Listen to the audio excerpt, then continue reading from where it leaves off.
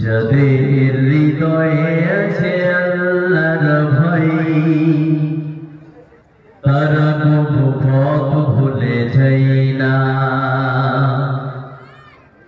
যাদের হৃদয়ে আছে আল্লাহর ভয় তারা কবু পথ ভুলে যায় না। আল্লাহর প্রেম ছাড়া এই দুনিয়ায় তার কাছে কোনো কিছু চাই না। রাতের আধারে যারা সিজদাতে রয় দু চোখের ওয়াসরতে নদী যেন বয়। রাতের আধারে যারা সিজদাতে রয় দু চোখের ওয়াসরতে নদী যেন বয়।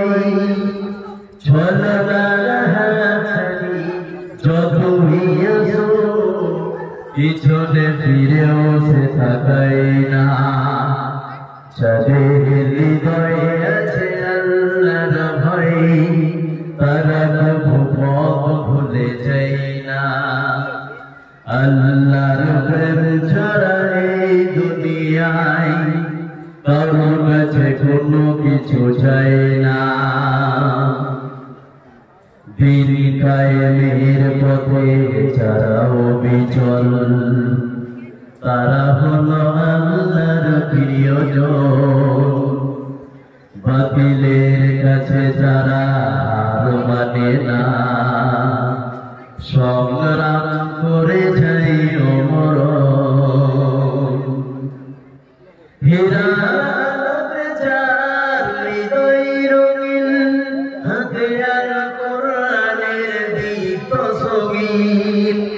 সত্যের পথে যারা নিবেদিত প্রাণ সত্যের পথে যারা নিবেদিত প্রাণ শত্রুকে কভু ভয় পায় না। যাদের হৃদয়ে আছে আল্লাহর ভয় তারা কভু পথ ভুলে যায় না।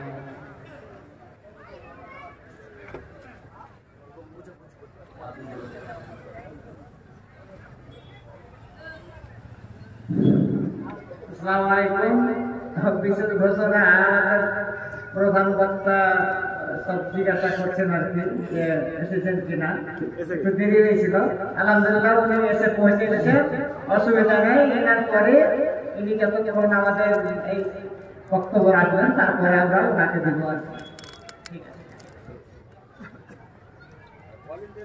উপস্থিত আজকের সভার মাননীয় ও সম্মানীয় যোগ্যতা সম্পন্ন আলেমে দ্বীন আজকের সভাপতি সাহেব, সামনে বসে থাকা ভাই ও আব্বাজানরা, তার পাশেই বসে থাকা মা ও বোনেরা, আমাদের আজকে সর্বপ্রথম কাজ হচ্ছে মহান আল্লাহ পাকের প্রশংসা করা। তো প্রশংসার পূর্বে দুটি কথা বলবো আপনাদের উদ্দেশ্যে, তারপরে আমরা ভালো করে আল্লাহ পাকের প্রশংসা করব। সেই কথা দুটি কি? এক নম্বরে যে কথাটা আমি বলতে চাই, যে পরিবেশটা মানে প্রচুর শব্দ চারিদিক থেকে, এই শব্দগুলো কথা বলা সমস্যা, কথা বলা যাবে না। তো যারা শব্দ করছে, বিশেষ করে আনাচে কানাচে নিজেদের মধ্য থেকে শব্দ আসছে, আমি ওই সব আপনাদের হাত ধরে বলছি যে আপনারা হাত থেকে কথা বলবেন না। এটা আমার জোরালো আবেদন যে আপনারা কেউ কথা বলবেন না। দুই নম্বরে যে সব ভাইরা দাঁড়িয়ে আছেন, আমার জোরালো আবেদন, যারা দাঁড়িয়ে আছেন, যারা আমার বয়সে বড় আছেন তাদেরকে বাপ বলছি, আমার সমবয়স্ক যারা আছেন তাদেরকে দাদা বলছি, আমার ছোট যারা আছেন তাদেরকে ভাই বলছি। সকলকে আমি বলতে চাই, যারা দাঁড়িয়ে আছেন ভাই একটু বসে যান, তাদের সেখান থেকে কেটে পড়ে একটা করতে হবে, ভাই বসে যান সেখান থেকে কেটে পড়ে। এই যে সামনে ফাঁকা জায়গা আছে। আর নাম্বার 3 যে কথাটি বলতে চাই, যে পিছনে যে সব ভাইরা বসে আছে ভালোই বসে আছে, খারাপ নয়, কিন্তু সামনে জায়গা আছে।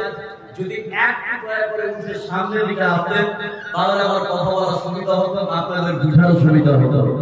যারা পিছনে আছেন তাদের দৃষ্টি আকর্ষণ করছে যে দেখেন ভাই পিছনে যারা আছেন একটু উঠে চলে আসুন ভাই, এদিকে আসা যাবে।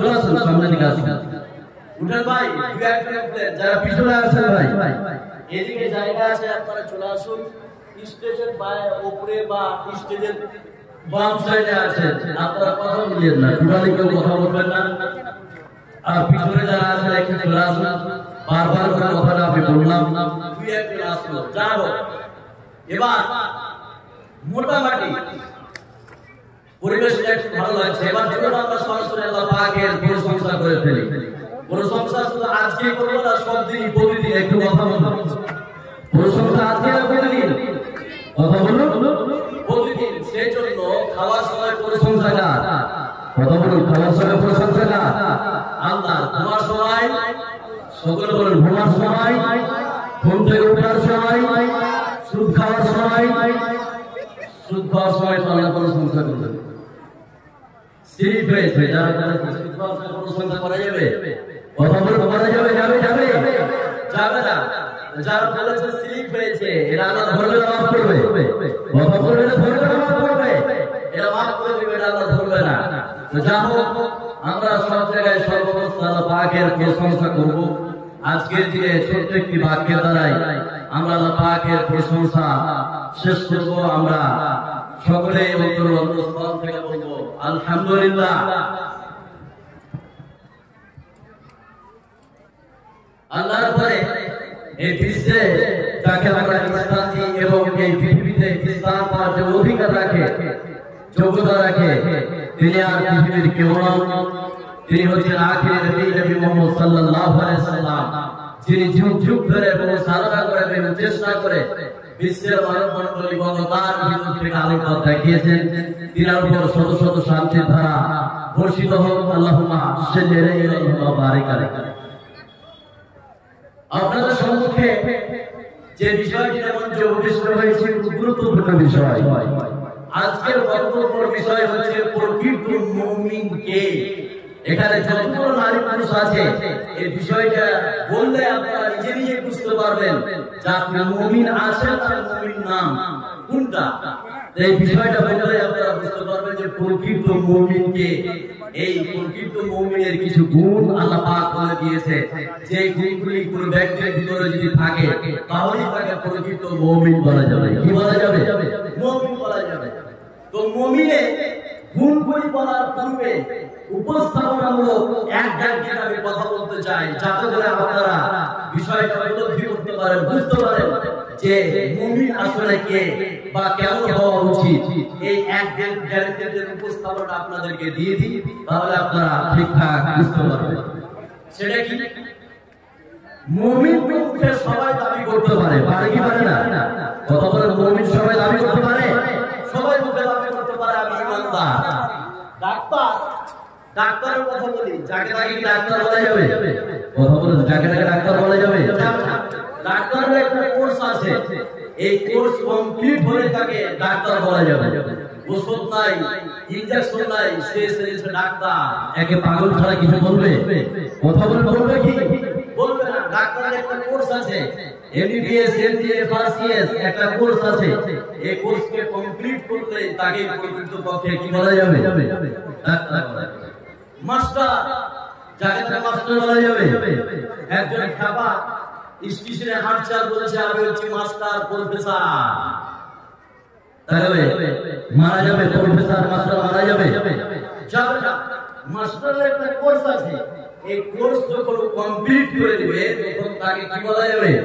মাস্টার বলা যাবে না তো এর পূর্বে কি বলা যাবে যাবে না মুমিন ভাবে যাকে তাকে বলা যাবে না মুমিনের একটা কোর্স আছে এই কোর্স যারা কমপ্লিট করেছে তাকে প্রকৃতপক্ষে কি বলা যাবে কথা বলবো মুমিন বলা যাবে এবার চলুন মুমিনের কোর্সটা আমি বলে দিচ্ছি আপনাদেরকে যাদের এই কোর্সটা কমপ্লিট করা আছে তারা শুনেন ভালো করে আর যাদের কমপ্লিট করা নাই তারা আগে শুনে এই কোর্সটা কমপ্লিট করতে হবে তাহলে আমরা প্রকৃত মুমিন হতে পারবো আমরা মুমিন হব ইনশাআল্লাহ কথা বলবো কারা হবে না হাত কারা হবে না আচ্ছা হাত না আচ্ছা পিছনে কি হচ্ছে ভাই পিছনে শব্দ হচ্ছে আচ্ছা একটু কথা কম বলেন আচ্ছা বসেন আচ্ছা বুঝে যাচ্ছে ঠিক আছে। তাহলে মুমিন যাকে তাকে বলা যাবে একটা কোর্স আছে, এবার চলুন আমি কোর্সটা আপনাদেরকে বলে দিই। না সকলে শুনেন, মুমিনের কোর্স, এই কোর্সটা যদি কমপ্লিট করা যায় এই ব্যক্তি চিরসত্য মুমিন, চিরসত্য মুমিন। এবার কোর্সটা আপনাদেরকে বলছি, আল্লাহ পাক কোরআনে কারিমে বলেছেন, আল্লাহ রাব্বুল আলামিন বলেন, ইন্নামাল মুমিনুনা আল্লাযীনা নাযা যিকরুল্লাহি ওয়াজিলাত কুলুবুহুম ওয়া ইযা তুলিয়াত আলাইহিম আয়াতুহু জাদাতুহুম ঈমানাও ওয়া আলা রাব্বিহিম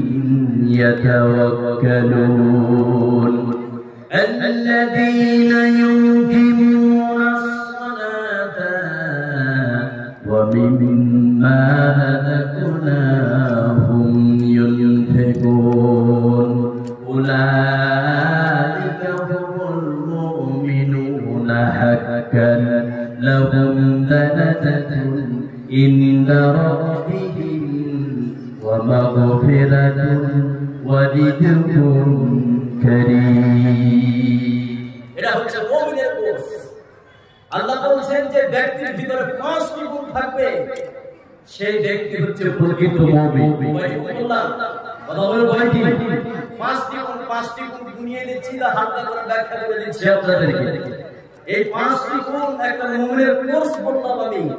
এই 5টি কোর্স আছে, এই 5টি কোর্স যার কমপ্লিট আছে, আল্লাহ বলেন উলাইকা হুমুল মুমিনুনা হাক্কান, এই হচ্ছে সত্যিকারের মুমিন। সারা পৃথিবীর মানুষ যদি একটা বেঈমান বলে, আল্লাহ বলেন আমি বলছি মুমিন। সেই কোর্সের সাবজেক্ট কি? এবার 5টি সাবজেক্ট আল্লাহ পাক রেখে দিয়েছে। মুমিনের 1 নম্বর গুণ হচ্ছে ইযা যিকরাল্লাহু ওয়াজিলাত কুলুবুহুম। মুমিন ব্যক্তি যখন আল্লাহ পাককে স্মরণ করবে তখন তার দিল, তার অন্তর ভয়ে কাঁপতে শুরু করবে। মুমিনের 1 নম্বর গুণ, যখন মুমিন ব্যক্তি আল্লাহ পাককে স্মরণ করবে তখন স্মরণ করার সময় তার দিল, অন্তর ভয়ে কাঁপতে শুরু করবে। 2 নম্বর আল্লাহ পাক বলেছেন ওয়া ইযা তুলিয়াত আলাইহিম আয়াতুহু জাদাতুহুম ঈমানা। মুমিন ব্যক্তির সামনে যখন কোরআনে কারীমের আয়াত তেলাওয়াত করা হবে, পাঠ করা হবে, ওই আয়াতকে বিশ্বাস করে ঈমান বৃদ্ধি করতে থাকবে। এটা 2 নম্বর গুণ। আর 3 নম্বর গুণ হচ্ছে ওয়া আলা রাব্বিহিম ইয়াতাওয়াক্কালুন। সর্ব অবস্থায় তার উপরে ভরসা রাখা। কথা বলুন আল্লাহর উপরে। 3 নম্বর গুণ ওয়া আলা রাব্বিহিম ইয়াতাওয়াক্কালুন, সর্ব অবস্থায় আল্লাহ পাকের উপরে ভরসা রাখবে। মুমিনের 4 নম্বর গুণ হচ্ছে আল্লাযীনা ইউকিমুনাস সালাহ, এরা সর্ব অবস্থায় নামাজ কায়েম করবে। কি করবে? সর্ব অবস্থায় নামাজ কায়েম করবে। নাম্বার 5 ওয়া মিম্মা রাযাকনাহুম ইউনফিকুন, আল্লাহ যে রিজিক দিয়েছে তা থেকে আল্লাহর রাস্তায় দান করবে। এই 5টি গুণ যে ব্যক্তির ভিতরে থাকবে তাকে প্রকৃতপক্ষে কি বলা যাবে? কথা বলে কি বলা যাবে? তাকে প্রকৃতপক্ষে মুমিন বলা যাবে। তাহলে মুমিনের 1 নম্বর যেটা গুণ, ইযা যিকরাল্লাহু ওয়াজিলাত কুলুবুহুম। মুমিন ব্যক্তি যখন আল্লাহ পাককে স্মরণ করবে তখন তার দিল, তার অন্তর, তার হৃদয় ভয়ে কাঁপতে কথা বলুন শুরু করবে। এটা হচ্ছে মুমিনের 1 নম্বর গুণ। মুমিন ব্যক্তি কিভাবে ভয় পায় এবার চলুন ব্যাখ্যা দিতে গেলে আপনারা বুঝতে পারবেন। এবার চলুন একটা হাদিস বলি যে মুমিনের 1 নম্বর গুণ হচ্ছে যখন তার আল্লাহ পাককে স্মরণ করবে তখন তার দিল ভয়ে কাঁপতে শুরু করবে। তো কিভাবে কাঁপবে, কিভাবে মুমিন ব্যক্তি ভয় করে, এবার চলুন আপনাকে কয়েকটি হাদিস বললে আপনারা বিষয়টা বুঝতে পারবেন। হযরত আবু বকর রাদিয়াল্লাহু তাআলা আনহু হাদিসটি বর্ণনা করেন, তিনি বলেছেন আমি বিশ্বনবীকে একবার জিজ্ঞেস করলাম, ইয়া রাসূলুল্লাহ কাদ সিদতা, ওগো আল্লাহর নবী আপনি যেন বৃদ্ধ হয়ে গেলেন, আপনি যেন বুড়ো হয়ে গেলেন। বিশ্বনবী বললেন শুনে নাও, সূরা ওয়াকিয়া, সূরা হুদ, সূরা মুরসালাত, সূরা আম্মা ইয়াতাসা বৃদ্ধ বানিয়ে ফেলেছে। তার কারণ হচ্ছে এই সূরাগুলিতে কিয়ামতের কথা আলোচনা হয়েছে, এই সূরাগুলিতে আখিরাতের কথা আলোচনা হয়েছে। বিশ্বনবী আখিরাতকে কত ভয় করতেন, বিশ্বনবী পরকালকে কত ভয় করতেন, বিশ্বনবী পরকালের চিন্তা করে করে, পরকালের ভয় করে করে বিশ্বনবী যেন আজকের দিনে বৃদ্ধ হয়ে গিয়েছে। মুমিন ব্যক্তি এইভাবে ভয় করবে।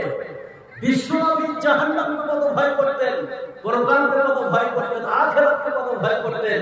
এই আখিরাতের চিন্তা করে করে করে করে বিশ্বনবী কি হয়েছেন? বৃদ্ধ হয়ে গিয়েছেন, বুড়ো হয়ে গিয়েছেন। এরা তো বিশ্বনবী এই আখিরাতের চিন্তা করে করে বৃদ্ধ হয়ে গিয়েছে। শুধু আখিরাতের ভয়, কিন্তু আমাদের মধ্যে আখিরাতের ভয় নাই। আজকে আমাদের ভিতরে ভয় ঢুকিয়ে দিয়েছে নরেন্দ্র মোদী আর অমিত শাহ। সিএএ আর এনআরসি পার্লামেন্টের বিল পাস করে দিল। এই বিল পাস যখন হলো, মানুষের ভিতরে আতঙ্ক ভয় ঢুকিয়ে দিল। আছে নাই? আছে নাই? আর বিশ্বনবী পরকালকে ভয় করে করে পুড়িয়ে গেলেন।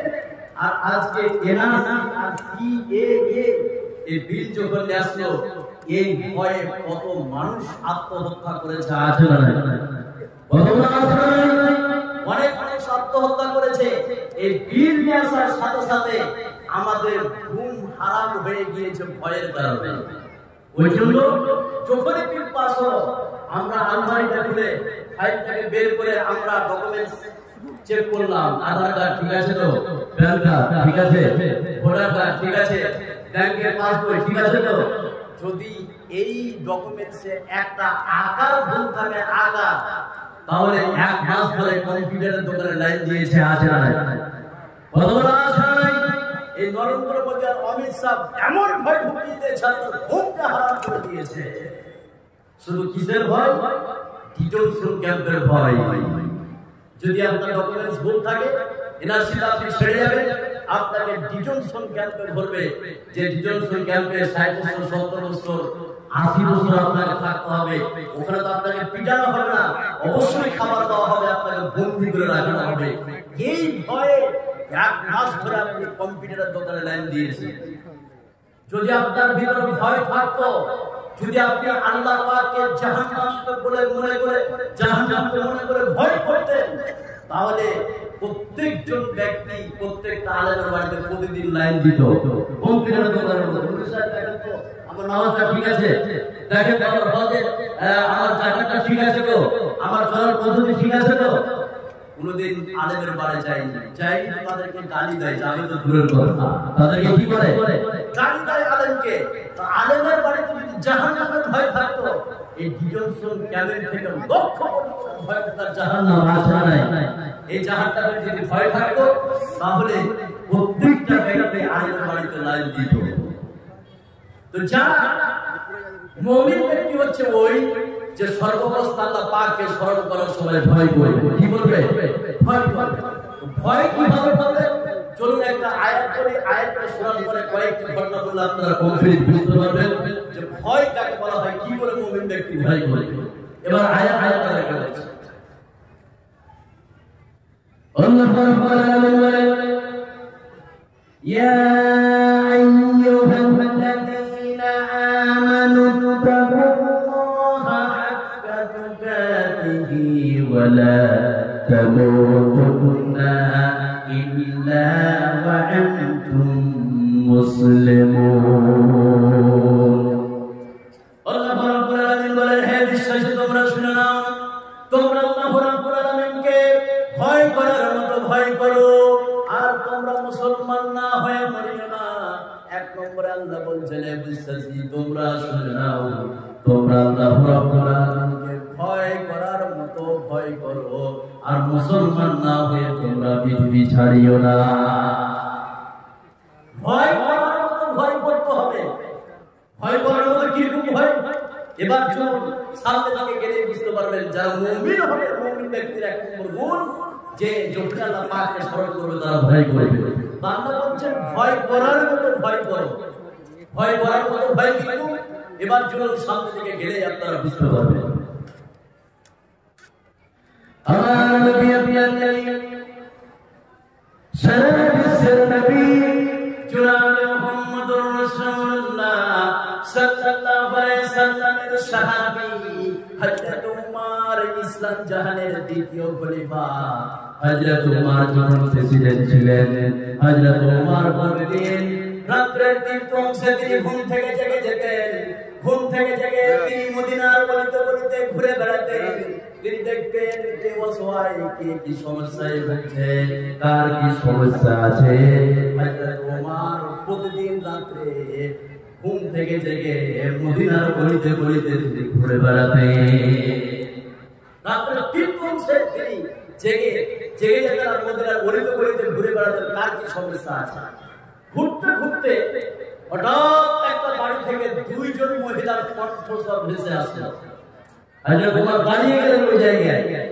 দাঁড়িয়ে গিয়ে ওই দুইজন মহিলা যে কথা বলছে হযরত উমর বাড়ির পিছন দিক থেকে শুনছে কথাগুলি কি মা রাতের শেষ অংশে দুধ দহন করে নিয়ে এসেছে নিয়ে আসার পরে তার মেয়েকে বলছে মা আমি তো কষ্ট করে দুধ দহন করে নিয়ে আসলাম তুমি এই দুধে কিছু পানি মিশিয়ে দাও আমরা সকালবেলায় ভালো মূল্যে বিক্রি করব দুধের পরিমাণ বেশি হবে আমরা বেশি টাকা পাবো বেশি আমাদের লাভ হবে তো মেয়ে বলছে মা এটা তো করা যাবে না কেন করা যাবে না যে আমাদের যে প্রেসিডেন্ট কুমার তিনি আইন জারি করে দিয়েছে যে খাদ্যের মধ্যে ভেজাল মিশানো যাবে না মা বলছে যে এখন কুমার এখানে আসে নাকি দেখছে না শুনছে মেয়ে কি বললো মা কুমারের চোখকে ফাঁকি দেওয়া যেতে পারে কিন্তু আমার মাথার উপরে আশা জিনে আল্লাহ পাক বসে আছে তার চোখকে ফাঁকি দেওয়া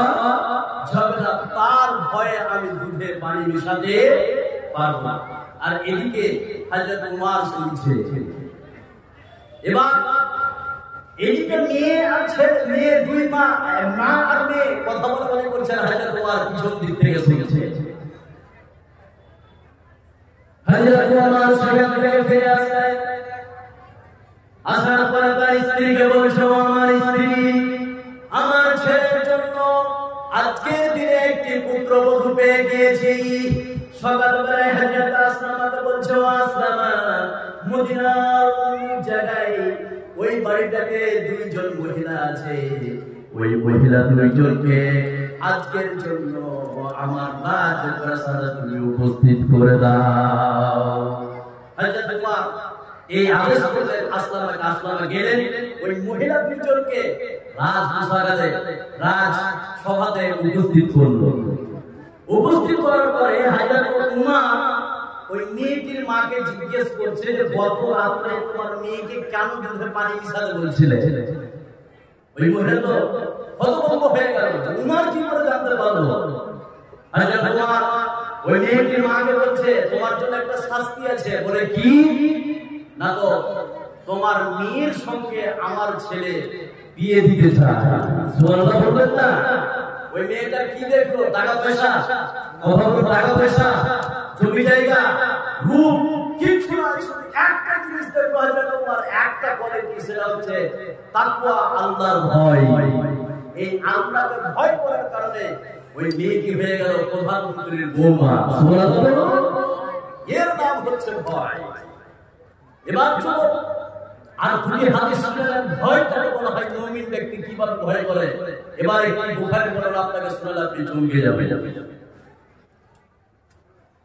হযরত আবু হুরায়রা রাদিয়াল্লাহু তাআলা আনহু এই হাদিসটি বর্ণনা করেন বিশ্বনবী বলেছেন বনি ইসরাঈলের যুগে এমন একজন ব্যক্তি ছিলেন قال رجل لم يعمل حسنة قط নবী বলেছেন বনি ইসরাঈলের যুগে এমন একজন ব্যক্তি ছিলেন পৃথিবীতে এমন কোনো পাপ নাই পৃথিবীতে এমন কোনো গুনাহ নাই পৃথিবীতে এমন কোনো পাপ নাই যে সে ব্যক্তি করে নাই বিশ্বের পৃথিবীতে যতগুলো পাপ হয় বনি ইসরাঈলের ওই ব্যক্তি যেন পৃথিবীর সমস্ত ছোট বড় পাপ সে ব্যক্তি করে বসেছে বনি ইসরাঈলের যুগে একজন ব্যক্তি পৃথিবীতে এমন কোনো পাপ নাই যে করেনি সব পাপ যেন সে ব্যক্তি করেছে ভয় কাকে বলা হয় শুধু ভয় দেখাচ্ছি আপনাকে এবার এতগুলো যে পাপ করেছে সে ব্যক্তি মরার আগ মুহূর্তে তার অনুশোচনা আসলে হায় রে এতগুলো পাপ করলাম, আল্লাহ যদি আমাকে ধরে নাই তাহলে আমাকে বাঁচতে দিবে না, জাহান্নামে পিটাবে। এই ভয়ে মরার আগ মুহূর্তে ইদা মাতা ফাহাতুহু মরার আগ মুহূর্তে তার ছেলেদেরকে ওসিয়ত করলো যে আমি যখন মারা যাব তোমরা আমাকে পুড়িয়ে ছাই করবে, ছাই হওয়ার পরে ইস্পাত ভাগে উড়িয়ে দিবে এবং জলভাগে উড়িয়ে দিবে, যাতে করে আল্লাহ আমাকে ধরতে না পারে। এতগুলো পাপ করেছি, আল্লাহ যদি ধরে নাই আমাকে জাহান্নামে খুব কি করবে, পিটাবে। এই ভয়ে তার ছেলেদেরকে ওসিয়ত করে গেল। এবার লোকটি মারা যাওয়ার পরে তার বাপের ওসিয়ত করা যায়। এখানে অ্যাডিশনাল একটা কথা বলছি, বাপ যদি ওসিয়ত করে যায় ছেলেকে, ওটা ছেলের উপরে ফরজ হয়ে যায় নাকি? ছেলের উপরে ফরজ হয়ে যায়। বাপ যদি কোনো ওসিয়ত করে যায় যে মাদ্রাসায় একটা টাকা জমি দিতে হবে, মসজিদে একটা টাকা জমি দিতে হবে, এরকম যদি কোনো ওসিয়ত করে যায় ছেলের উপরে সেটা ফরজ হয়ে যায়। ওই লোকটি এতগুলো পাপ করে যখন মারা গেল, বাপের ওসিয়ত করে যায়, বাপকে পুরানো হলো, পুরার পরে ছাই করে ইস্পাত ভাগে উড়িয়ে দিলেন এবং পানিতে ছেড়ে ছাই করে উড়িয়ে দিল। তাদের ধারণা আল্লাহ যেন তাকে ধরতে না। আল্লাহু রাব্বুল আলামিন সমস্ত ছাইকে হুকুম করলো তোমরা জমা হয়ে যাও। সমস্ত ছাইকে জমা হয়ে গেল। আল্লাহু রাব্বুল আলামিন তার ভিতরে রূহ দিলেন। রূহ দেওয়ার পর আল্লাহ পাক বলছেন লিমা ফান্তা হাজা, ও ব্যক্তি কেন তুমি বলেছিলে তোমার ছেলেদেরকে ছাই করে উড়িয়ে দিবে? ওই লোকটি বলল হে রাব্বুল আলামিন ক্বালা মিন খাসিয়াতিকা, হে রাব্বুল আলামিন তোমার ভয়ে কাজটি করেছিলাম। মরার আগ মুহূর্তে তোমাকে এমন ভয় লেগেছিল যাতে করে তুমি ধরতে না পারো, তোমার ভয়ে আমি এই কাজটি করেছিলাম। আল্লাহ পাক বলছেন যখন তুমি আমাকে ভয় করে এই কাজটি করেছো, যাও তোমাকে আজকের দিনে মাফ করে দিয়ে জান্নাতের মধ্যে দিয়ে দিলাম। জোরে বলুন সুবহানাল্লাহ। এর নাম হচ্ছে ভয়। এর নাম কি? এর নাম হচ্ছে ভয়। আরেকটা হাদিস ভয় কাকে বলা হয়? ভয় মুমিন ব্যক্তির এক নম্বর গুণ হচ্ছে যখন আল্লাহ পাককে স্মরণ করবে তার দিল ভয়ে কাঁপতে শুরু করবে। এবার দেখেন মুমিন ব্যক্তি কিভাবে ভয় করে, চলুন একটা হাদিস বলি, তাহলে বিষয়টা আরো সুন্দর করে আপনারা বুঝতে পারবেন। আমার নবী আপনার নবী সারা বিশ্বের নবী জনাবে মুহাম্মদুর রাসূলুল্লাহ সাল্লাল্লাহু আলাইহি সাল্লাম বলেন, বনী ইসরাইলের যুগে তিনজন ব্যক্তি পাহাড়ি এলাকায় বেড়াতে গিয়েছিলেন। ওই পাহাড়ি এলাকায় চলতে চলতে চলতে হঠাৎ করে ঝড় বৃষ্টি শুরু হলো। এই ঝড় বৃষ্টির কবল থেকে এই তিনজন ব্যক্তি বাঁচার জন্য, এই ঝড় বৃষ্টি থেকে বাঁচার জন্য এই তিনজন ব্যক্তি পাহাড়ি একটি গর্তের মধ্যে তারা ঢুকে পড়েছে। তিনজন ব্যক্তি পাহাড়ি এলাকায় চলছিল, হঠাৎ করে ঝড় বৃষ্টি শুরু হলো। এই ঝড় বৃষ্টির কবল থেকে বাঁচার জন্য এই তিনজন ব্যক্তি পাহাড়ি একটি গর্তের মধ্যে ঢুকে পড়েছে। যেমন ঢুকে পড়েছে, এই ঝড় বৃষ্টির কারণে পাহাড়ের উপর থেকে বৃহৎ একটি পাথর পড়ে এসে ওই গর্তের মুখকে ঘিরে ফেলেছে। এবারে কিভাবে করে তিনজন ব্যক্তি তাদের ক্ষমতা নাই, সাধ্য নাই যে বিশাল আকারের পাথরটা গর্তের মুখ থেকে সরিয়ে আমরা এখান থেকে বের হবো, এদের ক্ষমতা নাই। তারা বিপাকে পড়ে গেল। পৃথিবীর কেউ দেখেনি, কেউ জানে না, কেউ ঢুকতে দেখেনি, গর্তের মধ্যে প্রবেশ করতে দেখেনি। আমরা কি করে বের হবো, আমরা কি করে এখান থেকে মুক্তি পাবো, তারা চিন্তায় পড়ে গেল। এবার তারা তিনজন আপোষে মাশওয়ারা করলো যে আজকে আমরা সরাসরি আল্লাহ কি বলবো, আল্লাহ এখান থেকে আমাদেরকে বের করতে পারে, নিষ্কৃতির একটা পথ বের করে দিতে পারে। চলো আমরা আল্লাহ কি বলবো, আর কি ভালো আমল আছে। তো এই তিনজনের মধ্যে একজন ব্যক্তি আল্লাহর কাছে দোয়া শুরু করলেন। দেখেন ভয় কাকে বলা হয়? ভয় মুমিন ব্যক্তির এক নম্বর গুণ যে যখন আল্লাহ পাককে স্মরণ করবে তার দিল ভয়ে কাঁপতে শুরু করবে। এই যে বর্তমানের মধ্যে তিনজন ব্যক্তি, তার মধ্যে একজন ব্যক্তি দোয়া শুরু করলো। কি করলো? কিভাবে দোয়া? সেটা হাদিসটা বললেই আপনারা কমপ্লিট করে বুঝতে পারবেন। তিনজন ব্যক্তির মধ্যে একজন ব্যক্তি দুই হাতকে উত্তোলন করে আল্লাহ রাব্বুল আলামিনকে বললেন, হে রাব্বুল আলামিন, আমি আমার চাচাতো বোনকে অত্যন্ত ভালোবাসতাম, আমার চাচাতো বোনকে পাওয়ার জন্য বহু চেষ্টা করেছিলাম, তাকে নির্জল পাওয়ার জন্য বহু চেষ্টা করেছিলাম, কিন্তু আমার চাচাতো বোন রাজি হয়নি। যতক্ষণ আমি তাকে 100 দিনার না দিব ততক্ষণ রাজি হবে না।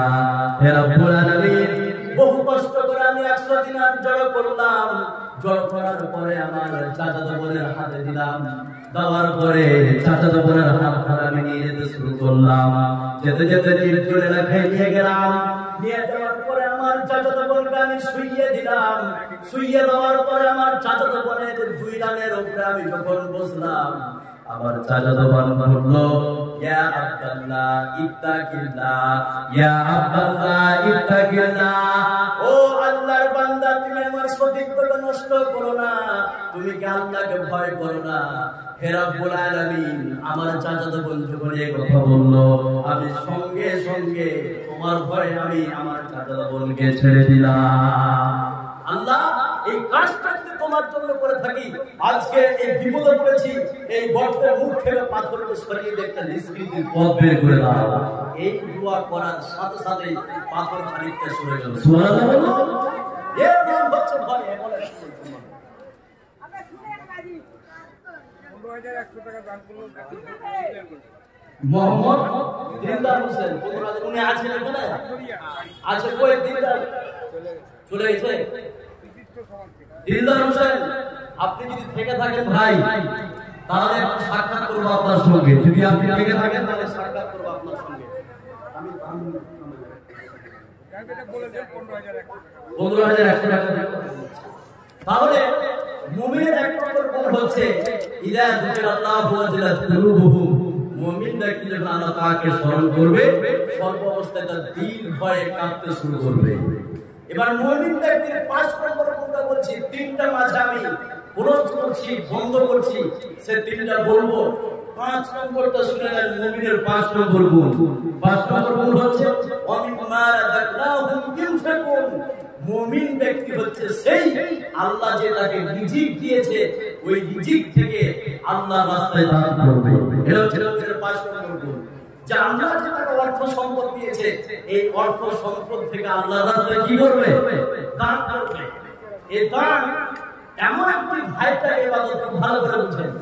দান এমন একটি ভাইটার ইবাদত যে দান সবাই করতে পারে। দান সবাই করতে পারে। ফকির, ধনী, মধ্যবিত্ত, মুচি, ডোম, চামার, যে কোনো ব্যক্তি দান করতে পারে। যে কোনো ব্যক্তি দান করতে পারে। যাকাত কিন্তু সবার উপর ফরজ নয়। সবার উপর ফরজ কি? যাকাত সবার উপর ফরজ নাই। আপনার টাকা থাকলে আপনার উপরে যাকাত কি? ফরজ। আপনার জমি জায়গা নাই, আপনি চাষবাস করেন না, ধান চাষ করেন না, আপনার উপর ওসুল ফরজ হতে পারে না। কিন্তু দান এমন একটি ইবাদত যেটা সবাই করতে পারে। সবাই, কি বিশাল একটি অপশন আল্লাহ পাক রেখে দিয়েছে। দান সবাই করতে পারবে। ধনী, গরিব, মধ্যবিত্ত, মুচি সবাই দান করতে পারবে। এটা আল্লাহ পাক বিশাল একটি অপশন রেখে দিয়েছে। যে কোনো হারাম আপনি দান করতে পারবেন। যেমন অবস্থা আপনি থাকেন না কেন, আপনি কি করতে পারবেন? কথা বলুন, দান করতে পারবেন। আপনার টাকা পয়সা নাই, আপনি যাকাত দিতে পারেন না, যারা যাকাত দেয় তারা অনেক নেকির অধিকারী হয়। আল্লাহ বলছে ওখানে টেনশন করতে হবে না, তুই দান কর, তুই যাকাত দিছে, তুই দান কর, ওই সব পরিমাণ নেকি দিয়ে দিবে কে? কথা বলুন, আল্লাহ। যে কোনো হারাম আপনি থাকেন না কেন, যেভাবে থাকেন না কেন, দান আপনাকে করতে হবে। এটা করলে বিশাল একটি নেকির ভাগীদার হয়ে যাবে। এবার আপনি মধ্যবিত্ত থাকুন, গরিব থাকুন বা ধনী থাকুন, আপনি দান করবেন। এবার আয়াতটা বলছি, তার আপনি পরিষ্কার করে বুঝতে পারবেন। আল্লাহ রাব্বুল আলামিন বলেন, আল্লাযীনা ইউনফিকুনা ফিস সাররাই ওয়াল যাররাই ওয়াল কাযিমিনা ওয়াল গায়যা ওয়াল আফিনা আনিল নাসি ওয়াল্লাহু ইউহিব্বুল মুহসিনিন। আল্লাহ রাব্বুল আলামিন বলেন, তোমরা সচ্ছল অবস্থায় দান করো, তোমরা অসচ্ছল অবস্থায় দান করো। যখন তোমার টাকা পয়সা থাকবে তখন তুমি দান করবে, আর যখন তুমি দিন আনবে, দিন খাবে, তখন তুমি দান করবে। তার মানে সচ্ছল অবস্থায় দান করো, অসচ্ছল অবস্থায় দান করো। যেমনই অবস্থায় তুমি থাকো না কেন, আল্লাহর রাস্তায় দান করে দাও। জোরে বলুন সুবহানাল্লাহ। সচ্ছল এবং অসচ্ছল খুব ভালো করে বুঝেন। আল্লাহ বলছেন সচ্ছল অবস্থায় দান করো, অসচ্ছল অবস্থায় দান করো। সেটা কেমন? একটু বললে আপনারা বুঝতে পারবেন। সাহাবায়ে কেরাম সচ্ছল অবস্থায় দান করেছে, সাহাবায়ে কেরাম অসচ্ছল অবস্থায়ও দান করেছে। ঠিক না বলবো না? সচ্ছল অবস্থায় দেখেন, সাহাবায়ে কেরাম যখন টাকা পয়সা ছিল সচ্ছল, তখন তারা দান করেছে। যখন তারা দিন আনে দিন খায় তখন দান করেছে। তাবুকের যুদ্ধ যখন অনুষ্ঠিত হয়, এই যুদ্ধে 30,000 সাহাবায়ে কেরাম, বীর মুজাহিদ, বীর যোদ্ধা এই তাবুকের যুদ্ধে যাবে। বিশ্বনবী বললেন, কে কি পারবে এই তাবুকের যুদ্ধের জন্য তোমরা দিতে? হযরত উসমান গনি দেখেন সচ্ছল অবস্থায় দান করেছিল। হযরত উসমান গনি বললেন, ইয়া রাসূলুল্লাহ, 30,000 কে বীর মুজাহিদ, বীর যোদ্ধা যাবে, আমি 15,000 সাহাবায়ে কেরামের জাকাত খরচ সব কিছু আমি একাই বহন করব। একই বলা হয় ধনী, একে কি বলা হয়? ধনী। তার মানে 30,000 সাহাবায়ে কেরামের মধ্যে 15,000 সাহাবায়ে কেরামকে 15,000 উট দিবেন হযরত উসমান গনি, একে বলা হয় ধনী। 15,000 উট দিবেন, যা এখনকার বাজারে 15,000 উটের দাম হচ্ছে 15 লাখ টাকা, নাকি 15 লাখ টাকা। সে সময় হযরত উসমান বললেন যে আমি 15,000 সাহাবীর জাকাত খরচ আমি উটের ব্যবস্থা করে দেব। সচ্ছল যখন সাহাবায়ে কেরাম সচ্ছল ছিলেন তখন দান করেছিলেন, অসচ্ছল অবস্থায়ও দান করেছিলেন। অসচ্ছল অবস্থায় কেমন? হযরত উমর মনে মনে ভেবেছিলেন যে আজকে আমি আবু বকরকে দানের দিক দিয়ে পরাজয় করে দেব। কি করব? দানের দিক দিয়ে পরাজয় করে দেব। হযরত উমর যখন দান নিয়ে আসলো, বিশ্বনবীর হাতে দান তুলে দিলেন। বিশ্বনবী উমরকে বললেন, উমর তুমি কত দান নিয়ে আসলে আর কত বাড়িতে রেখে আসলে? হযরত উমর বললেন, ইয়া রাসূলুল্লাহ, আমি বাড়িতে যা ছিল অর্ধেক আল্লাহর রাস্তায় দান করে দিলাম। কিছুক্ষণ পরে হযরত আবু বকর একটা তলিয়াতে গামছা করে হালকা কিছু মাল, জও গহম হালকা, যেটি বিক্রি করলে 5 টাকা হবে না, 2 টাকা হবে না, 1 টাকা হবে না, হালকা কিছু মাল দিয়েছে, বিশ্বনবীর হাতে দিলেন। বিশ্বনবীকে বললেন, ইয়া রাসূলুল্লাহ, এই যে আমার দান। বিশ্বনবী আবু বকরকে বলেছিল, আবু বকর তোমার দানের অবস্থা কি? হযরত আবু বকর যে বাক্য ব্যবহার করেছে, কিয়ামত পর্যন্ত কোনো মানুষ জন্মেনি যে এই বাক্য ব্যবহার করতে পারে। আবু বকর এই বাক্যকে কেটে দিতে পারে। কি বাক্য ব্যবহার করেছে? সচ্ছল অসচ্ছল অবস্থায় দান করেছিল। বাড়িতে কিছু নাই, হালকা কিছু গম, এটি দিয়ে বিশ্বনবীকে বলেছিলেন, ইয়া রাসূলুল্লাহ, আমি বাড়িতে আল্লাহ এবং আল্লাহর রাসূলকে রেখে যা ছিল সব সর্বদা আমি বিলীন করে দিলাম। সুবহানাল্লাহ। হযরত আবু বকর যে বাক্য ব্যবহার করেছে, কিয়ামত পর্যন্ত এই বাক্যকে ডিঙিয়ে যাওয়ার বিশ্বের কোনো মায়ের বেটা জন্ম নিতে পারবে না। দেখেন, অসচ্ছল অবস্থায় কিছু নাই, কিন্তু তার দিলটা মনটা বলেছিল সুবহানাল্লাহ। তাহলে আল্লাহ বলছেন সচ্ছল অবস্থায় দান করো, অসচ্ছল অবস্থায়ও দান করো। এবার এখানে যতগুলো নারী পুরুষ আছে যারা আল্লাহর রাস্তায় দান করবে, তাদের জন্য 5টি পুরস্কার রেখেছে। কয়টি? কথা বলুন কয়টি পুরস্কার? আরে কথা বলুন কয়টি? 5টি পুরস্কার। এই 5টি পুরস্কার কারা কারা নেবে শুধু একটু হাত উঠান, আমি পুরস্কারটি বুঝিয়ে দিচ্ছি যারা দান করবে আল্লাহর রাস্তায়। হাত উঠান দেখি। লিল্লাহি তাকবীর। 5টি পুরস্কার কে কে দিবেন ভাই? হাত উঠান, একটু হাত উঠান। কেউ দিবেন না? একজন দিবে, যেটি খাপা সে হাত উঠিয়ে, যেটি চাল্লা সে হাত উঠিয়ে, বোকা বেশি হাত উঠাও, যেটি খাপা সে হাত উঠিয়ে। তো যারা দান করবে তাদের 5টি পুরস্কার আমি এবার একটা একটা করে ঘুরিয়ে দিচ্ছি। নাম্বার 1, যারা আল্লাহর রাস্তায় দান করবে 1 নম্বর পুরস্কার। সেটা কি? সেটা আল্লাহ পাক কোরআনে কারীমের মধ্যে বলেছেন। আল্লাহ রাব্বুল আলামিন বলেন, فَأَمَّا مَنْ أَعْطَى وَاتَّقَى وَصَدَّقَ بِالْحُسْنَى فَسَنُيَسِّرُهُ لليسرى وأما من بخل واستغنى وكذب بالحسنى فسنيسره للعسرى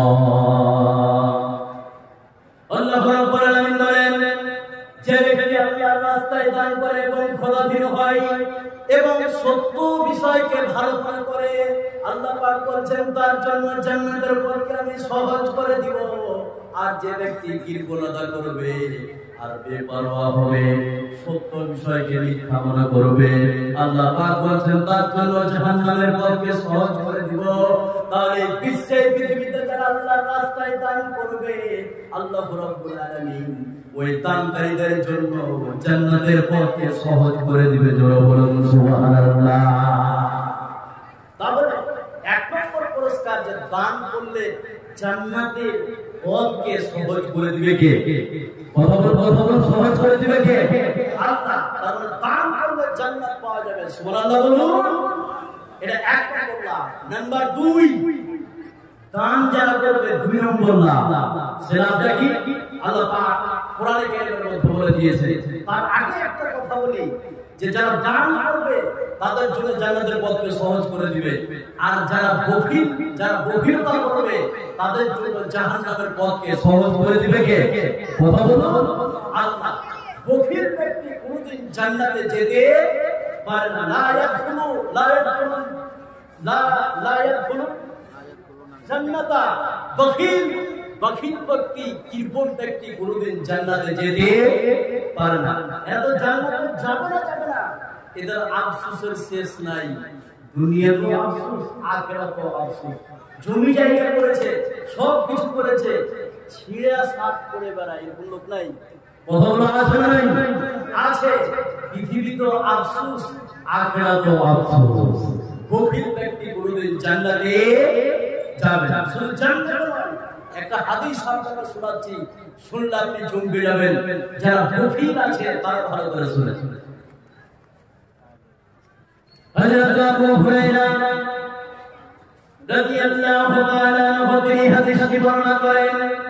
তিনি বলেছেন, বিশ্বনবী বলেছেন, প্রতিদিন সকালে মানুষ যখন ঘুম থেকে জেগে যায়, 2 জন ফেরেশতা আছে, আসার পরে একজন ফেরেশতা আল্লাহর কাছে দোয়া করে, আল্লাহুম্মা আতি মুনফিকান খালাফা। হে রব্বুল আলামিন, যে ব্যক্তি আল্লাহর রাস্তায় দান করে তুমি তার টাকা পয়সাকে বাড়িয়ে দাও। দ্বিতীয় নম্বর ফেরেশতা দোয়া করে, আল্লাহুম্মা আতি মুনফিকান তালাফা। হে রব্বুল আলামিন, যে ব্যক্তি কৃপণতা করে এই কৃপণ ব্যক্তিকে তুমি ধ্বংস করে দাও। তাহলে যে ব্যক্তি দান করে ফেরেশতা তার জন্য প্রতিদিন ভালো দোয়া করে। বলুন সুবহানাল্লাহ। তাহলে এই 4টি লাভ হলো। এক নম্বর লাভ বললাম যে যারা আল্লাহর রাস্তায় দান করে তাদের জন্য জান্নাতের পথকে সহজ করে দিবে কে? আল্লাহ। নাম্বার 2 যারা দান করবে তাদের 2 নম্বর লাভ, সেটা কি? সে কথা আল্লাহ পাক কোরআনে কারীমের মধ্যে বলেছেন। আল্লাহ রাব্বুল আলামিন বলেন, ইয়ামহাকুল্লাহুর রিবা ওয়া ইউরবিস সাদাকাতি ওয়াল্লাহু ইউহিব্বু কুল্লা কাফফারিন আযীম। যারা দান করবে 2 নম্বর লাভ হচ্ছে যারা দান করবে তাদের টাকা পয়সাকে বাড়িয়ে দিবে কে? কথা বলুন বাড়িয়ে দিবে কে? আল্লাহ।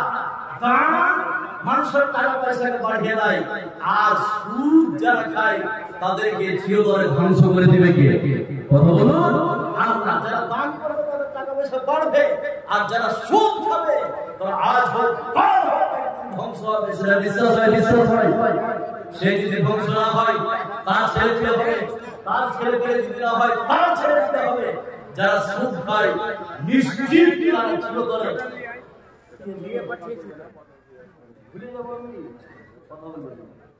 যারা সুদ খায় তারা চিরতরে একদিন ধ্বংস হবেই। আর যারা দান করে তাদের টাকা পয়সাকে বাড়িয়ে দিবে কে? আল্লাহ। এটা 2 নম্বর লাভ। নাম্বার 3 যারা দান করে 3 নম্বর লাভ, সেটা কি? সে কথা আল্লাহ পাক কোরআনে কারীমের মধ্যে বলেছেন। আল্লাহু রাব্বুল আলামিন বলেন ইন তুবুস সাদাকাতি ফানিম্মা হিয়া ওয়া ইন তুখফুহা ওয়া তু'তুহাল ফুকারা ফাহুয়া খায়রুল লাকুম ওয়া ইউকাফিরু আনকুম মিন সাইয়্যাতিকুম। আল্লাহ রাব্বুল আলামিন বলেন যে ব্যক্তি আল্লাহর রাস্তায় দান করে, যে ব্যক্তি আল্লাহর রাস্তায় প্রকাশ্যে দান করে বা গোপনে দান করে, প্রকাশ্যে দান করো অথবা গোপনে দান করো, যে কোনো ভাবে তুমি দান করো না কেন, এই দান করার কারণে আল্লাহ রাব্বুল আলামিন তোমার জীবনের সমস্ত সাগীরা গুনাহগুলিকে maaf করে দিবে। তাহলে যেভাবে আপনি দান করেন, এই দান করার কারণে আপনার জীবনের সাগীরা গুনাহগুলিকে maaf করে দিবে কে? কথা বলে maaf করে দিবে কে? আল্লাহ। যেভাবে আপনি দান করেন, তো প্রকাশ্যে দান করার থেকে গোপনে দান করা ভালো। প্রকাশ্যে দান করা থেকে গোপনে দান করা ভালো। প্রকাশ্যে দান করা এই শর্তে ভালো যে আপনি যদি ৫,০০০ টাকা দেন, তাহলে আপনার দেখা দেখে গেলে ১০,০০০ টাকা দিবে। তাহলে প্রকাশ্যে দান করাটা কি ভালো? তো গোপনে দান করা ভালো। এই জন্য ভালো, যারা গোপনে দান করে কিয়ামতের দিন যার ছায়া ৭ শ্রেণীর ব্যক্তি ৮ শ্রেণীতে ছায়া পাবে, তার মধ্যে যারা গোপনে দান করে তারা ৮ শ্রেণীতে ছায়া পাবে।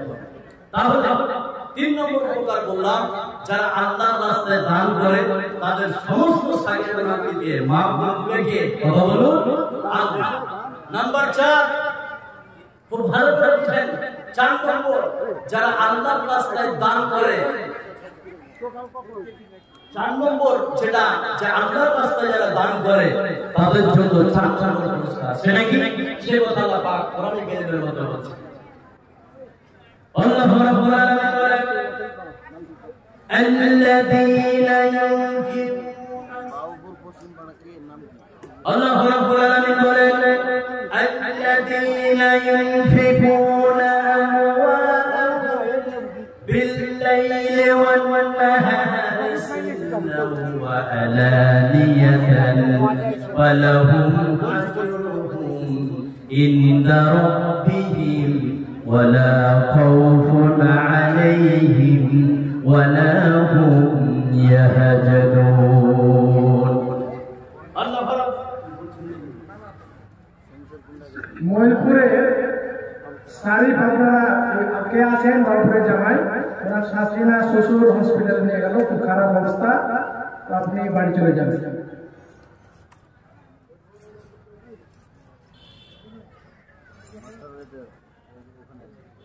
তো যারা দান করবে প্রকাশ্যে এবং গোপনে, রাতে এবং দিনে, আল্লাহ বলছেন যারা রাতে দিনে প্রকাশ্যে গোপনে যারা দান করবে তাদের জন্য 2টি পুরস্কার।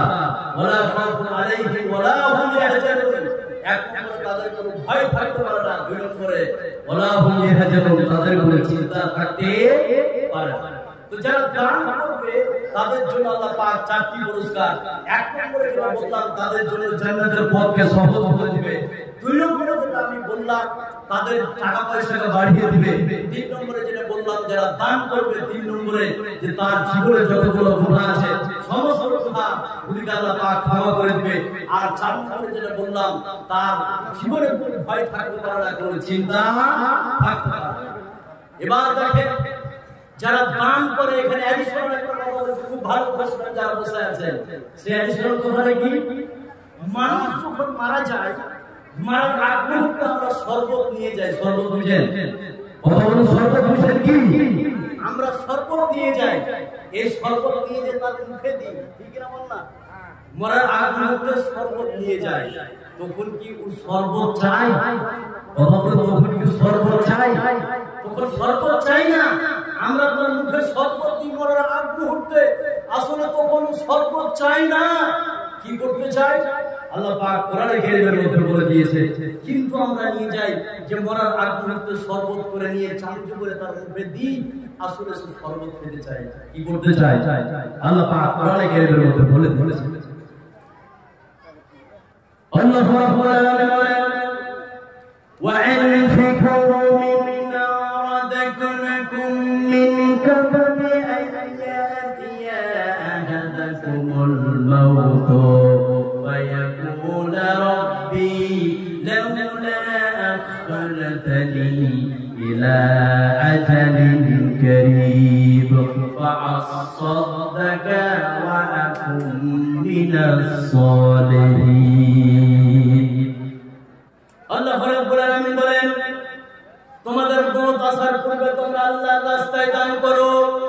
মানুষ যখন মারা যায় তখন মানুষ আল্লাহ পাককে বলতে শুরু করে, হে রাব্বুল আলামিন তুমি আমার হায়াতকে বাড়িয়ে দাও, তুমি আমাকে একটু সময় দাও, তুমি আমার হায়াতকে একটু বাড়িয়ে দাও। হে রাব্বুল আলামিন তুমি আমাকে একটু সময় দাও, তুমি যদি আমাকে একটু সময় দাও ফাআসাদদাকা ওয়া আকুন মিনাস সালিহিন, তাহলে আমি আজকের দিনে দান করব আর সব লোকদের অন্তর্ভুক্ত হয়ে যাব। জোরে বলুন সুবহানাল্লাহ। তাহলে মরার আগ মুহূর্তে সর্বোচ্চ চাইলে কি করতে চাই? দান করতে চাই। কি করতে চাই? দান করতে চাই। এই বিশ্বের পৃথিবীতে যত বড় বিপদ আপনার আসুক না কেন, দান যদি আপনি করে দেন সমস্ত বিপদ থেকে আপনাকে মুক্ত করে দিতে পারে কে? কথা বলতে পারে কে? আল্লাহ। সূর্য গ্রহণ এবং চন্দ্র গ্রহণ, সূর্য এবং চন্দ্র মাথার উপরে ভেঙে পড়ো, এর থেকে বিপদ, বড় বিপদ আর পৃথিবীতে হতে পারে? কথা বলতে হতে পারে কি? সূর্য এবং চন্দ্র গ্রহণ যখন লাগে তখন বিশ্বনবী নামাজ তো করতেই পারতো, তার সাথে সাথে বলতেন তোমরা দান করো। কি করো? দান করো। তাহলে দান করলে যে কোনো বিপদ থেকে মুক্তি পাওয়া যায়। কি পাওয়া যায়? মুক্তি পাওয়া যায়। এবার আপনাদেরকে বলি যে দান করলে যে কোনো বিপদ থেকে মুক্তি পাওয়া যায়, দান করলে জান্নাতের পথ সহজ হয়ে যায়, দান করলে টাকা পয়সা বৃদ্ধি হয়ে যায়, বেড়ে যায়, দান করলে আল্লাহ পাক সমস্ত গুনাহগুলিকে maaf করে দেয়। এবার আপনাদের উদ্দেশ্যে অ্যাডিশনাল 4-5 মিনিট আমি কথা বলবো, অ্যাডিশনাল আমার বিষয়ের বাইরে অ্যাডিশনাল সে কথাগুলি কি? এখানে যতগুলো লোক বসে আছেন এদিকে মনোযোগ একটু দেন, তাহলে আপনারা বুঝতে পারবেন সেটা কি। এখানে যতগুলো লোক বসে আছে আমার এক নম্বর কথা সেটা কি? বিশ্বনবী বলেছে কোন ব্যক্তি যদি এক টুকরা খেজুর আল্লাহর রাস্তায় দান করে, কত টুকরা বললাম? কথা বলেন কত? এক টুকরা খেজুর যদি আল্লাহর রাস্তায় দান করে আর ওই খেজুরের টুকরাটা যদি হারাম টাকার হয়ে থাকে, তাহলে আল্লাহ পাক ওই দানটাকে নির্ধারভাবে কবুল করে এবং কবুল করে তার নেকিকে বৃদ্ধি করতে করতে বিশাল একটি পাহাড়ের সমান করে দেয়। তাহলে এক টুকরা খেজুর যদি আল্লাহর রাস্তায় দান করে, ওই দানটা যদি হালাল টাকার হয়ে থাকে, আল্লাহ নিজ হাতে কবুল করে। কথা বলুন কোন হাতে? ডান হাতে কবুল করে। এক নাম্বার 2, খুব ভালো করে শুনেন, 2 নম্বর সেটা কি? এখন মোবাইলে বাজে 11টা 20। কত বললাম সবাই? 11টা 20। এই যে 11টা 20-তে আপনি এই মাদ্রাসায় 10,000 টাকা লিখে দিলেন। খুব ভালো করে বুঝেন, 10,000 টাকা লিখে দিলেন। লিখে দেওয়ার পরে আপনি বাড়ি চলে গেলেন। বাড়ি যাওয়ার পরে 12টার সময় আপনি মারা গেলেন। সকালে এলাউন্স হবে অমুক ব্যক্তি মারা গেছে, এলাউন্স হয়ে গেল, আপনার সকাল 10টার সময় মাটি হয়ে গেল। এই যে মাদ্রাসায় আপনি 10,000 টাকা লিখিয়েছেন, এই মাদ্রাসা যতদিন পর্যন্ত থাকবে, যতদিন পর্যন্ত থাকবে, আপনি কবরে শুয়ে শুয়ে শুয়ে শুয়ে নেকিটা পাবেন। সুবহানাল্লাহ বলবেন না? তাহলে কত বড় বোনাস পয়েন্ট আল্লাহ পাক রেখে দিয়েছে আমার জন্য, আপনার জন্য, আমার জন্য। কত বড় বোনাস পয়েন্ট আল্লাহ পাক রেখে দিয়েছে। আপনি 10,000 লিখালেন, মারা গেলেন, মাটি হয়ে যাবে, যতদিন পর্যন্ত মাদ্রাসা থাকবে আপনি কবরে শুয়ে শুয়ে নেকি পাবেন। নাম্বার 3 নম্বর যে কথাটা আমি বলতে চাই, খুব ভালো করে শুনেন, সেটা কি? আপনার দান আপনি নিজেই করে যান বেঁচে থাকাকালীন। খুব ভালো করে বুঝেন, আপনার দান বেঁচে থাকাকালীন আপনি নিজেই করে যান। কেন? যে আপনি যদি নিজে না করে যান, পরের আশায় ছেড়ে দিতে যান, তাহলে কোথাতে কাজ হবে না। তার কারণটা, আপনি জমি জায়গা করেছেন, টাকা পয়সা করেছেন, আপনি ভাবছেন যে আমার ছেলে মেয়ে আমার জন্য দান করবে, এইভাবে আপনি এইভাবে টাকা পয়সাকে ছেড়ে যেতে পারেন না। নিজের দান নিজেই করে যান। তার কারণ আপনার ছেলে মেয়ে আপনার জন্য দান করবে, গ্যারান্টি কেউ দিতে পারবে? কথা বলতে পারবে কি? আপনার ছেলে মেয়ে আপনার জন্য দান করবে না, এর প্রমাণ আপনি নিজেই। এর প্রমাণ আপনার বাবার, আপনি 10 বিঘা জমি খাচ্ছেন, 5 বিঘা জমি খাচ্ছেন, 3 বিঘা জমি খাচ্ছেন, 4 বিঘা জমি খাচ্ছেন, ভিটা বাড়িতে আছেন। এবার আপনি বুকে হাত দিয়ে বলুন আপনার বাপের জন্য আপনি কয় টাকা দান করেছেন? আপনি করেননি। 2 দিন 3 দিন হুজুর করে কান্না করলেন, তারপর আপনার বাপকে আপনি ভুলে গেছেন। ঠিক অনুরূপ ভাবে আপনাকেও আপনার ছেলে মেয়েরা স্মরণ করবে না, আপনার জন্য 1 টাকা দান করবে না। নাম্বার 4 নম্বর কথাটি খুব ভালো করে শুনেন। সেটা কি? আজকে আমি চ্যালেঞ্জ করে যাচ্ছি, চ্যালেঞ্জ। এই বাবুকে আমি চ্যালেঞ্জ করে যাচ্ছি। সেটা কি? চ্যালেঞ্জটা হচ্ছে এই, এখানে যতগুলো লোক বসে আছে, আমি যদি 1000 টাকা চাই, ও মনে বলে একটা শয়তান ওয়াসওয়াসা দিবে যে বোকা, তুই 1000 টাকা দান করবি, ওই 1000 টাকা দিয়ে 1 মাস সবজি কিনে খেতে পারবি। শয়তান কি করবে? এভাবে ওয়াসওয়াসা দিবে, বোকা তোর টাকা কমে যাবে, 1000 টাকা দিয়ে তোর 1 মাসের সবজি কিনে খাওয়া হবে। আল্লাহ বলছেন এই যদি মন্তব্য আছে, তো কালকে এমন হবে আমি অ্যাক্সিডেন্ট করে 1 লক্ষ টাকা খরচ করে ছাড়াতে পারে কি পারে না? কথা পারে কি পারে না? পারে। এবার যে সর্বশেষ যে চ্যালেঞ্জ আমি করতে চাই, চ্যালেঞ্জ সেটা কি? আপনি আজকে 10,000 টাকা লিখে দেন। আজকে হচ্ছে 11 তারিখ, 21 তারিখ, ভালো করে বুঝেন। 10,000 টাকা লিখে দিলেন, আজকে 21 তারিখ। আপনি 30 তারিখ পর্যন্ত সময় নেন আর 10,000 টাকা আল্লাহর রাস্তায় করে দেন। দিলকে উজাড় করে দিয়ে আল্লাহ তোমার মাদ্রাসায় 10,000 টাকা দিলাম। আজকে 21 তারিখ, 30 তারিখ পর্যন্ত সময় নেন। এই টাকা আল্লাহ জোগাড় করে দিয়ে যে টাকা মালিককে, কথা বলো, টাকা মালিককে, কথা বলো আল্লাহ। আল্লাহ বলছেন আমার রাস্তায় দান কর, আমি তার ধন সম্পদকে বৃদ্ধি করে দেবো, বাড়িয়ে দেবো। এই কথা যদি বিশ্বাস হয়, আমি চ্যালেঞ্জ করে বলছি আপনি 10,000 টাকা লিখান, 30 তারিখ টাইম নেন। 30 তারিখের মধ্যে যদি আপনি শোধ করতে না পারেন, আমাকে ফোন করবেন, মুনি সাহেব মিথ্যা কথা বলে গেছেন। আল্লাহ ব্যবস্থা করবেন। আপনি নাকে তেল দিয়ে বাড়িতে ঘুমিয়ে থাকেন, দেখবেন খুন্দিতে আল্লাহ ব্যবস্থা করে দিবে। যেহেতু টাকার মালিক কে? কথা বলুন, টাকার মালিক কে? আল্লাহ। এই কথা যদি বিশ্বাস হয়, আপনাদের বিশ্বাস ঈমান হয়, এরকম মায়ের বেটা কে আছেন? 5 জন ব্যক্তি দাঁড়ান, 20,000 টাকা করে দিবেন। কোন মায়ের বেটা আছেন? দেখি এই কথা যদি বিশ্বাস থাকে আপনার যে টাকার মালিক হচ্ছে আল্লাহ, আল্লাহই দিবে, আপনি 20,000 টাকা লিখান, 20 দিন সময় নেন, দেখবেন ব্যবস্থা হবেই, ব্যবস্থা হবেই। এই মাসে যদি আপনার 20,000 টাকা ইনকাম করে থাকেন, তারপরে মাসে আল্লাহ পাক 40,000 টাকা ইনকাম করে দেখিয়ে দিবে। পারে কি পারে না? পারে কি পারে না? বলেন 20,000 টাকা দিতে পারবেন 10 জন ব্যক্তি, একটা হাত ঠাকুর মায়ের বেটা আছেন, বলেন 20,000 টাকা দেবে বলা কে আছেন ভাই? এদের ভাই উঠলো নাকি? আসলে একটু দাঁড়িয়ে আসেন নাকি? আপনি মাথা কেটে ঝুলাচ্ছেন। আচ্ছা 20,000 টাকা কে দিবেন ভাই? বলেন কে পারবেন? একটু হাতটা উঠান, আপনি লিখে দেন, পরে দিবেন। 20,000 টাকা দেবে বলা কে আছে? মায়ের বেটা। এই যে কথা আমি বললাম, এই কথার উপর বিশ্বাস থাকে, ঈমান থাকে যে টাকার মালিক হচ্ছে আল্লাহ, আল্লাহই সব কিছু দিবে। আপনি নাকে তেল দিয়ে ঘুমিয়ে যান, দেখেন 20 দিনের মধ্যে আপনার 20,000 টাকা জোগাড় করে দিতে পারে কে? কথা বলতে পারে কে? এই কথার উপরে ঈমান থাকলে শুধু হাতটা উঠান। 5 জন ব্যক্তি 20,000 টাকা করে দিবেন। কে পারবেন 20,000 টাকা দিতে বলা? বলেন একজন মায়ের বেটা আছে, একজন পারবেন 20,000 টাকা দিতে? একজন। বলেন আমি জানি যে বাবুপুরের এলাকায় খুব ধনী ব্যক্তি আছে, আছে না? আছে। একজন ব্যক্তি বলেন 20,000 টাকা কে দিবেন? বলেন কে পারবেন 20,000 টাকা? কেউ নাই? কেউ নাই ভাই 20,000 টাকা দেনা বলা? বলেন কোনটা নাই কেউ? ওই মাস্টার সাহেব, মাস্টার সাহেব, আচ্ছা আব্দুল ওহাব সাহেব, আপনি কোথায় আছেন? একটু আমার সঙ্গে সাক্ষাৎ করুন। আবেদন